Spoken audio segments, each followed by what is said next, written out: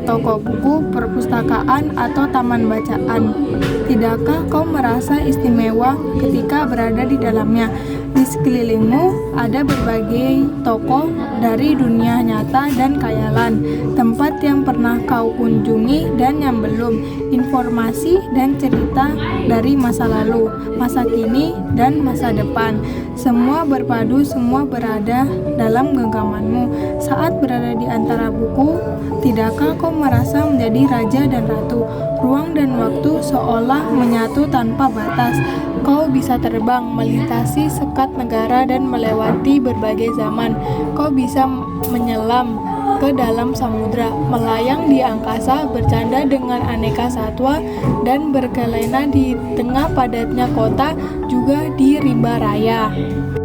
Kau tahu, buku adalah jendela dunia, kunci pengetahuan dan pintu wawasan. Muhammad Hatta sang proklamator berkata, "Aku rela dipenjara asalkan bersama buku, karena dengan buku aku bebas." Melalui buku, manusia terbebas dari ketidaktahuan.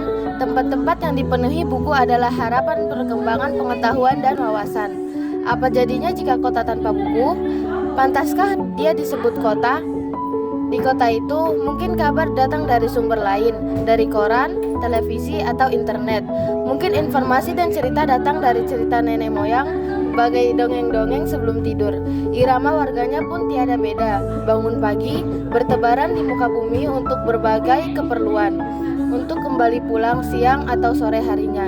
Setelah itu, mereka berangkat tidur dan memulai lagi hari berikutnya. Semua serupa. Di kota itu mungkin ada bangunan bernama perpustakaan. Di dalamnya buku-buku berderet dalam rak yang tak terjemah. Tiada tangan meraih dan membuka halaman demi halaman dengan sukacita. Mungkin juga ada buku di sudut-sudut sekolah yang sepi dan berdebu. Jarang dikunjungi, jarang dibaca. Buku-buku di sana tergolong tanpa nyawa. Bagaimana dengan kotamu? Mungkin kau tinggal di tengah kota yang megah, atau di gang sempit, di desa terpencil, di sisi pesisir, atau di kaki gunung. Adakah perpustakaan, taman bacaan, atau toko buku di dekat rumahmu? Jika ada, apakah tempat itu menjadi wadah berkumpulnya anak-anak dan warga, menjadi pusat berkembangnya wawasan dan pengetahuan, atau hanya menjadi pajangan?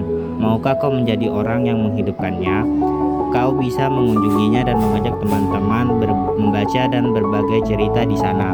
Jadikan tempat itu sumber kegembiraan dan pengetahuan. Jika tempat itu belum ada, maukah kau menjadi orang yang mulai menghadirkannya? Kau bisa memulainya dari sebuah sudut di teras rumahmu. Ajak teman-temanmu memulai langkah baru. Jangan biarkan waktu berlalu tanpa buku. Siapapun dirimu, bersahabatlah dengan buku. Dia akan menjadi teman sejatimu sepanjang waktu.